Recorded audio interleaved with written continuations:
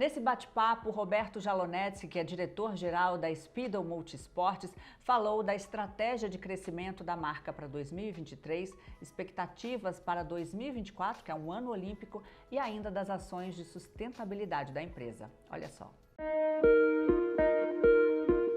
Roberto, seja muito bem-vindo a esse bate-papo. Eu quero começar perguntando sobre a história da Speedle. São mais de 4 décadas aí. Primeiro começou só com esportes aquáticos. Eu queria que você contasse um pouquinho dessa evolução.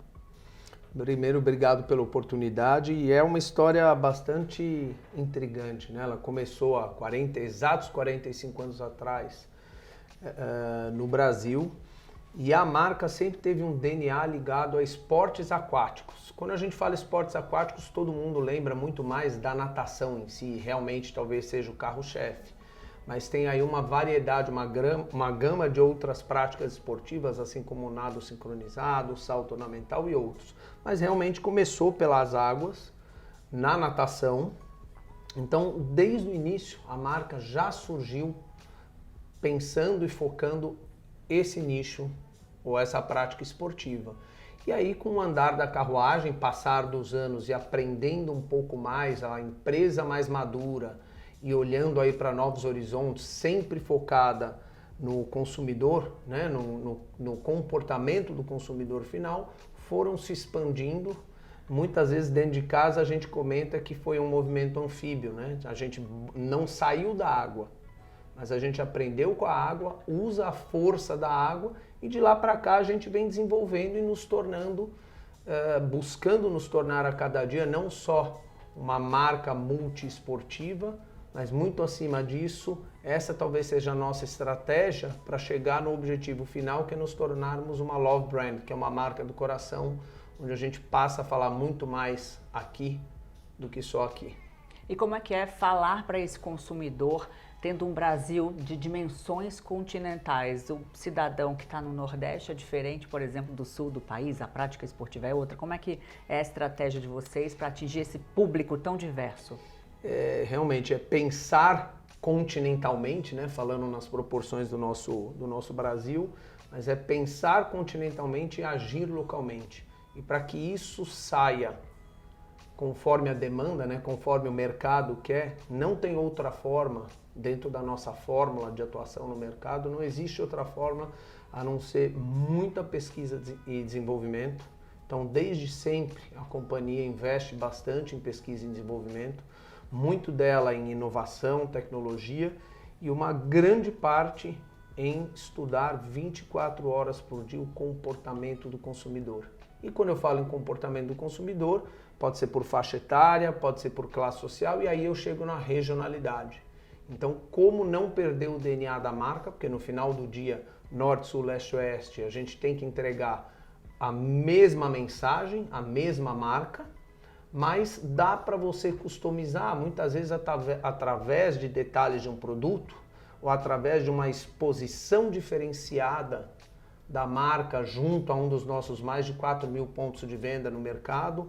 Então, o que eu quero dizer com isso? De repente, em regiões mais quentes, você tem um perfil de consumo diferente, um hábito de consumo dentro de um centro comercial, de uma loja diferente. Então, a gente tenta entender isso e expor o produto diferente. Até na mesma cidade a gente tem numa região Sim. sul, num tipo de produto que é mais atrativo para o consumidor e outro na região oeste que é diferente. Imagina no Brasil, né? Sem dúvida, e você acaba no produto também, porque você expande e você cria eventualmente novos tecidos, novas texturas, né? Tudo isso tem a ver com o hábito do consumidor. Agora, a gente viveu um momento de pandemia há alguns anos em que as empresas foram obrigadas a instalar um e-commerce de forma imediata para quem não tinha, para quem já tinha, teve que aprimorar esse sistema. E como é que hoje funciona para vocês o e-commerce em relação à venda física, à loja física? Olha, hoje dentro de casa a gente atua nas duas frentes, né? Quer dizer, o varejo físico e o varejo digital, né? O nosso e-commerce. É relativamente novo, né? Nós também fomos surpreendidos pela pandemia, aí está um impacto, um legado que a pandemia talvez tenha deixado de forma positiva, não só para a nossa marca, mas para muitos setores e outras marcas do mercado. aonde nos fez acelerar, né? Quer dizer, talvez um projeto que tinha-se aí um planejamento de 2 anos, viraram 2 meses. Então, agora eu posso dizer em nome da companhia que a gente está estabilizando o nosso braço de digital. Digital em todos os sentidos, em especial o comércio, né? Através do nosso e-commerce. Mas a gente sempre voltando mais uma vez para o consumidor e para o ser humano, eu falo que talvez a gente seja uma das marcas mais humanas, né? Onde a gente acredita que o maior bem que a gente tem, tanto dentro da companhia como fora, é o capital humano, é o nosso consumidor ou é o nosso colaborador, né? No final do dia, seres humanos. Mas por que eu estou comentando isso? Porque apesar de você ter a plataforma online e a física, né? O mercado tem aí adotado alguns nomes, alguns termos como o phygital, né? Que é a mistura, ou a questão também de multicanalidade, do omnichannel. Tudo isso é verdade e funciona a partir do momento, ou funciona muito melhor a partir do momento que para nós tanto faz estar na loja física ou estar no comércio eletrônico. O que significa isso? A gente precisa estar onde o consumidor está, né? Hoje, o consumidor de hoje, antes as marcas lançavam tendência e puxavam a rédea do consumidor, né? Direcionavam de certa forma, né, o hábito do consumo. Hoje, sem dúvida nenhuma, é nítido que com essa nova geração mudou. O consumidor final está puxando a nossa rédea. E uma vez que isso acontece, a gente precisa estar com o produto certo, no momento certo, e não só com o produto, com o serviço certo. Porque produto por produto, você fica muito suscetível a uma eventual troca. Pode ser você, mas pode ser outro. Então, de novo, o foco no consumidor final, nesse sentido, em estar onde ele está. Hoje em dia é comum, acontece comigo, deve acontecer com você e várias outras pessoas. Você pesquisa num ambiente, compra no outro, quer trocar naquele outro.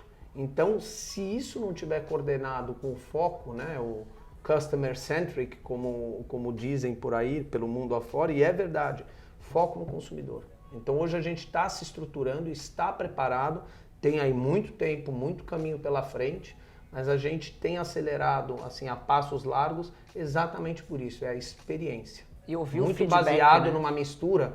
Eu costumo dizer que o produto, ele é uma das pontes de contato que a gente tem entre a marca e o consumidor final. Só que tem várias outras. A exposição, a experiência no ponto de venda, o pré-venda, né? Aquele momento onde você está conquistando o coração do teu consumidor, o durante a venda, que te auxilia o consumidor na hora da decisão, e o pós. Porque se fosse acabar após uma venda, você não consegue ter continuidade, você não consegue ter a chance de se tornar uma marca do coração, né? Como a gente fala novamente, as love brands. E aí a plataforma digital tem sido o nosso foco, não esquecendo o físico, porque hoje o físico tem um outro papel. Ele funciona como um hub logístico, ele funciona como experiência e auxilia o on. E o off é uma coisa mútua, né? Quer dizer, se retroalimenta. É uma via de mão dupla, se retroalimentam, exatamente. Mas o digital tem nos proporcionado uma velocidade muito maior e a gente deve hoje, muito graças ao canal digital, encerrar o ano de 2023 com um crescimento de aproximadamente 30% face a 2022. É isso que eu ia perguntar aqui. A gente teve aí uma troca de governo, oscilações da Selic. Em 2022 o crescimento já foi bastante expressivo. Para 2023 a expectativa se mantém? Se mantém, sem dúvida nenhuma, e digo que para 24 também. Ano olímpico? Ano olímpico, então, aí tem alguns fatores, né? A gente tem visto aí um mercado completamente mexido, né? Por questões econômicas, questões políticas e adversas, porque o brasileiro que não é, enquanto companhia ou enquanto consumidor final, o brasileiro que não é empreendedor, não é resiliente, não é brasileiro, a gente costuma brincar, porque são altos e baixos desde o descobrimento, vamos dizer assim, motivos diferentes, épocas diferentes, impactos diferentes, mas a verdade é essa.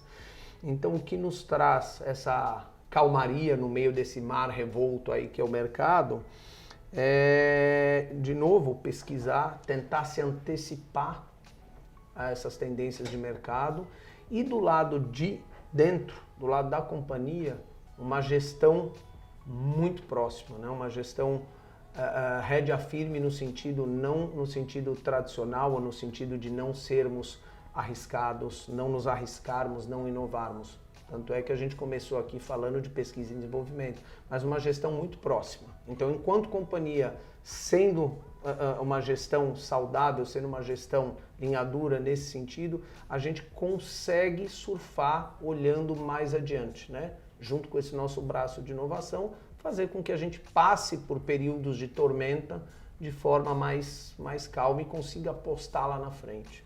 E vocês têm apostado bastante na questão da sustentabilidade, nos conceitos de ESG. Como é que está isso colocado na prática? Na prática eu já sei que existem camisetas, produtos feitos com garrafas PET, é isso? Exatamente. Hoje, se a gente pegar a geração atual, né, a nova geração, que tem imprimido muito em outras gerações, né?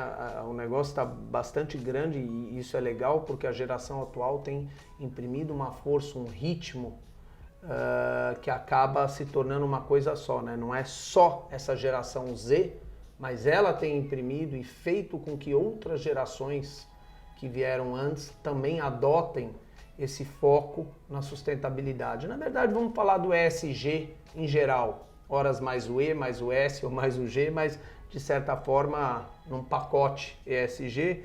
E o que acontece? Hoje essa nova geração a gente liga muito à tecnologia, né? Ao imediatismo, tecnologia, geração touch para alguns, né? Tudo à tela, tudo na palma da mão. Mas é uma geração muito ligada a essa questão do equilíbrio do corpo, da saudabilidade, da sustentabilidade de marcas que devolvam de alguma forma algo para essa comunidade a qual a geração Z participa, ou ao meio ambiente de maneira geral. E com a gente não poderia deixar de ser diferente, né? Vamos pegar um exemplo aí, um estudo recente, onde diz que até 2050, se nós continuarmos, isso de forma global, jogando lixo, jogando plástico nos oceanos, de uma maneira geral, em 2050 nós vamos ter mais plástico do que peixes no oceano. Isso é estarrecedor. Parece uma historinha, mas é fato. Isso é objeto de estudo, isso é estarrecedor, sem dúvida nenhuma. E não tem como a gente, desde a nossa essência, desde os primórdios lá atrás, há quase mais de 4 décadas, a gente não pensar nisso. O que eu acho que aconteceu é que a coisa veio evoluindo, a gente veio aprendendo com o mercado, se moldando, mas a marca, desde o início, ela já trabalhava de uma certa forma com o ESG, com a sustentabilidade. Acabei de comentar do oceano. Hoje a Speedo no Brasil detém mais de 80% de market share. Como em esportes aquáticos? Como eu não vou cuidar do habitat natural da própria marca? É uma brincadeira, tem um pouco dessa parte aí onde a gente usa no nosso planejamento estratégico, marketing, mas é isso. Nossa força vem da água. Não tem isso como. Também está no site. Nossa força vem da água. O primeiro, a gente fala, estamos aí no país do futebol, né? Um país muito ligado ao esporte, mas o primeiro esporte da criança é a natação, na grande maioria das vezes, né? E o que a gente faz todos os dias é fazer um trabalho árduo para que a primeira marca seja Speedo. Então, assim, de forma geral e resumido, a gente já trabalha isso desde o início.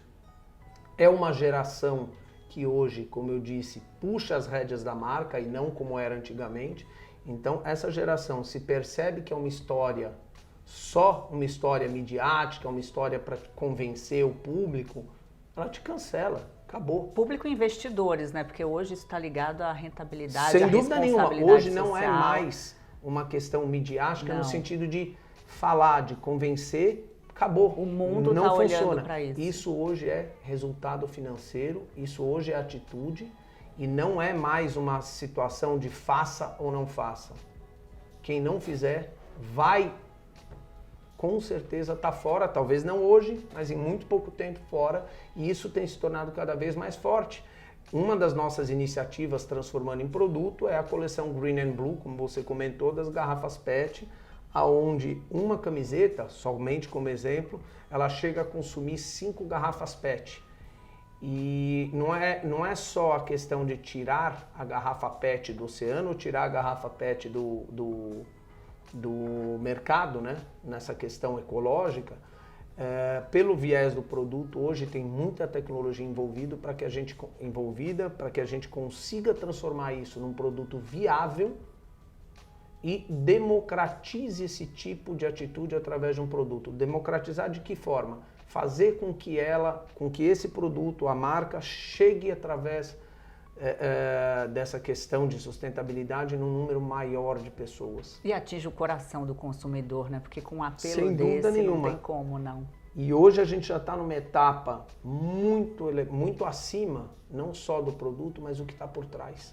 Isso por característica da própria marca e também por exigência do mercado. Então hoje você está falando de uma coleção Green and Blue, feita de 5 garrafas PET, mas por trás dessa camiseta tem todo um trabalho, toda uma cadeia produtiva, onde você tem fios homologados, onde você tem auditoria em processos produtivos. Quer dizer, a camiseta é só a ponta do iceberg.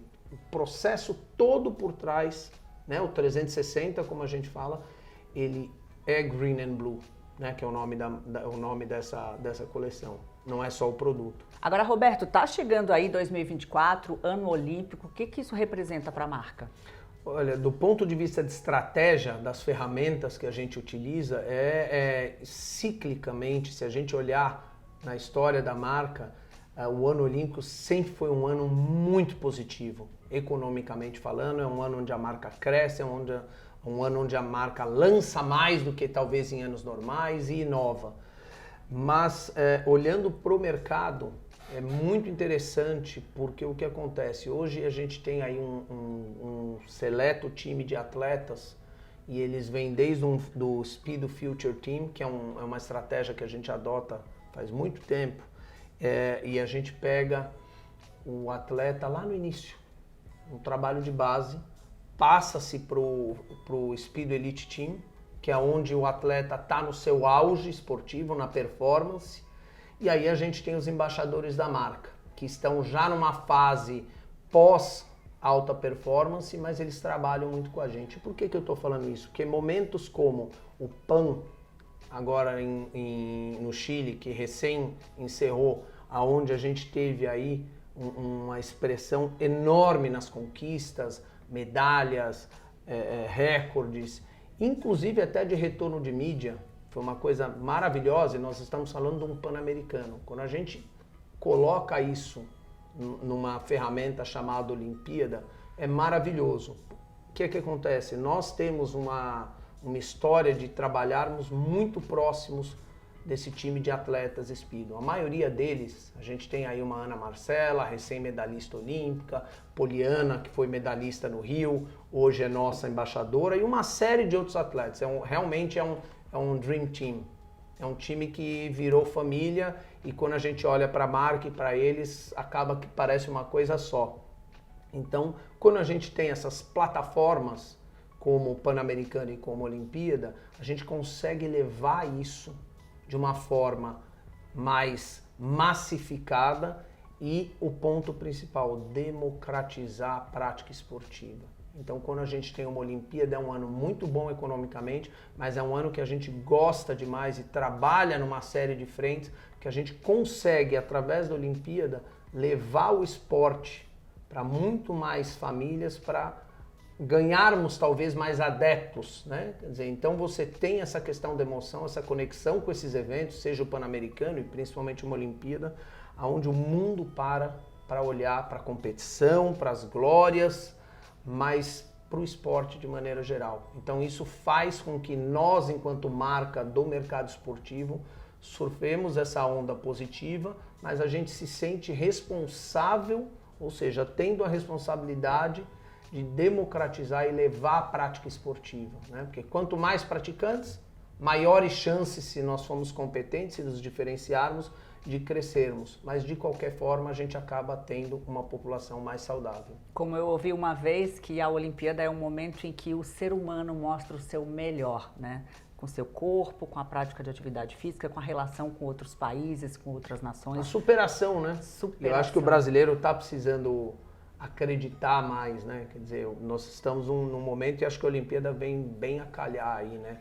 A gente tem aí uma recuperação de mercado, seja em números econômicos, a gente tem um varejo no primeiro semestre que cresceu em torno de 1,3% a 1,5% face ao mesmo período do ano passado. A gente tem um PIB projetado aí na faixa de 3%, o que mostra que está longe de ser perfeito, mas o brasileiro acalmou e está indo para aquela fase de deixar o receio para trás para começar a acreditar de novo e a roda do consumo e a roda do mercado de forma geral girar. Então isso é muito bom e quando a gente tem uma Olimpíada é exponencial, né? Sem dúvida nenhuma.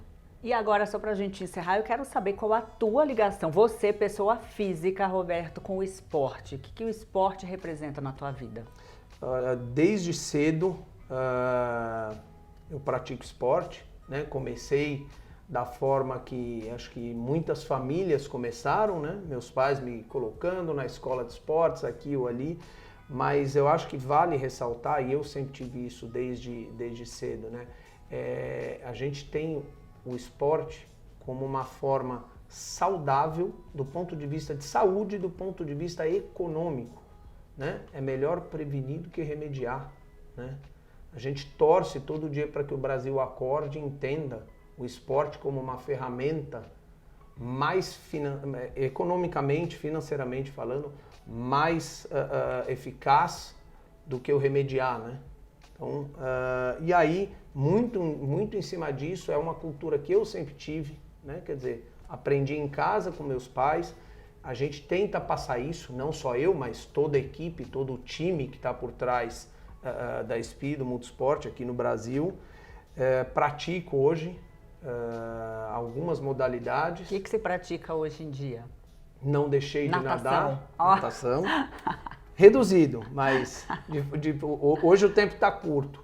Mas exatamente porque o tempo está curto que a gente tem que tentar dedicar um pouco. A gente fala de sustentabilidade do meio ambiente, mas o que a gente tem que, cada um de nós, tentar procurar é a sustentabilidade e o equilíbrio do próprio corpo.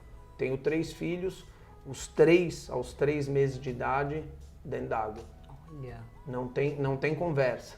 E a gente vai ficando um pouco mais experiente, para não dizer velho, e resolve praticar outras modalidades esportivas. Então hoje eu passeio pela natação, tento aprender um pouquinho tênis e tem-se momentos da vida que algumas práticas fazem mais sentido do que outra. O importante é não parar, né, Roberto? Exatamente.